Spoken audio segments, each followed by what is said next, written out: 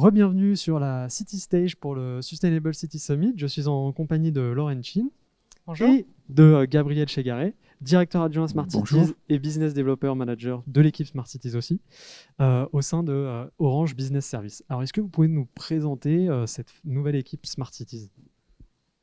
Tout à fait, et avec plaisir même. Équipe pas si nouvelle que ça en fait, puisque nous sommes en activité depuis à peu près une dizaine d'années au service des collectivités. Aujourd'hui, nous sommes environ 25 personnes. Et donc, nous sommes en contact avec les collectivités directement sur le terrain, au travers de nos commerciaux et aussi de nos business développeurs et experts, Smart City, et puis aussi en renfort de nos commerciaux Orange qui gèrent toute l'activité télécom habituelle. Donc nous sommes vraiment au plus près des collectivités et nous articulons notre activité autour de 3 pôles qui nous permettent vraiment de cristalliser toute l'expertise au sein du groupe et de la mettre au service, donc bien sûr, des collectivités. Ça passe de la stratégie, marketing, du développement commercial à la réponse aux appels d'offres. Et pour le Smart Building, ce sont des services d'infrastructure que tout le monde connaît, télécom, des services aux utilisateurs et des services aux exploitants. Et aujourd'hui, on va plutôt parler d'un service pour les exploitants de bâtiments, de patrimoine immobilier. Alors justement, le 10 avril dernier, un nouvel arrêté sur le décret tertiaire a été signé avec l'objectif de réduire la consommation énergétique des entreprises du tertiaire justement. En quoi ce décret, ça représente véritablement un enjeu majeur pour toutes les collectivités ? Alors peut-être pour revenir un petit peu d'abord sur ce qu'est le décret tertiaire précisément. Donc il s'agit effectivement d'une application de la loi Elan qui est l'évolution du logement et de l'aménagement numérique et qui donc vise à réduire la consommation énergétique par palier des bâtiments tertiaires, que ce soit à usage public ou privé, au-dessus de 1000 m². Donc ça s'applique à des bâtiments qui sont en eux-mêmes au-dessus de 1000 m² de superficie ou bien à un ensemble de bâtiments dont la surface cumulée est au moins égale à 1000 m² et qui est à usage tertiaire. Alors pour agir sur ces consommations d'énergie, eh bien, on peut agir sur les usages et les comportements et ce n'est pas négligeable. Ça ne coûte rien en aménagement des bâtiments, mais ça peut représenter beaucoup. Par exemple, pendant le Covid, sur un bâtiment Orange, on a économisé 22% de consommation rien que sur les usages, un bâtiment qui restait ouvert.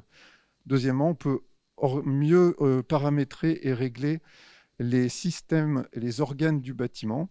Et pour ça, il nous faut de la mesure et des données. Et puis enfin, on peut bien sûr lancer des travaux beaucoup plus lourds de rénovation, d'isolation et de mise en place d'infrastructures plus optimisées pour l'énergie. Alors justement, je me permets de rebondir. Comment est-ce que Orange Business Service accompagne tous les acteurs du tertiaire vis-à-vis de ces nouvelles régulations issues de ce décret ?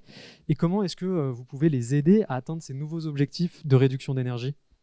Eh bien, nous les accompagnons sur le digital, donc sur les solutions applicatives qui permettent d'une part, faire la cartographie de son patrimoine d'une façon digitale, faire la collecte de toutes les données de fournisseurs d'énergie et ensuite de définir des objectifs par rapport au décret pour définir un plan, une feuille de route pour atteindre ces objectifs. Ensuite, il y a un volet stratégie d'optimisation énergétique avec un acteur de l'énergie management. Et puis enfin, il y a le suivi et la vérification que ces optimisations respectent bien le plan objectif prévu et des boucles de retour pour optimiser tout ça au fur et à mesure. Donc en termes d'objectifs, en fait, je mentionnais tout à l'heure le fait que c'était organisé par palier. Là où on va accompagner les collectivités, c'est de les aider à atteindre ces paliers.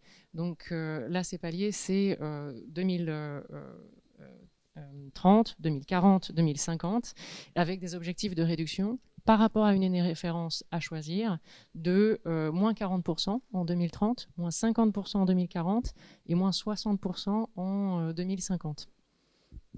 Très bien. Alors, Vous au fond, pour réussir ce projet, il ne suffit pas de simplement collecter les données des fournisseurs d'énergie.